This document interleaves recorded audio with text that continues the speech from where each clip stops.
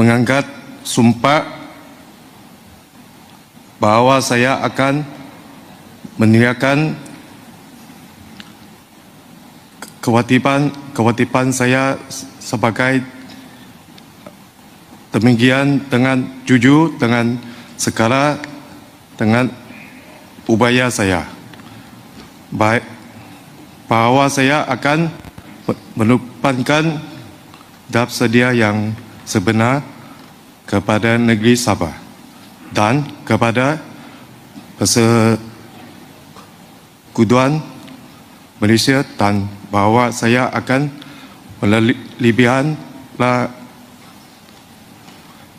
melindungi dan memelihara, melindungi dan mempertahankan perubahan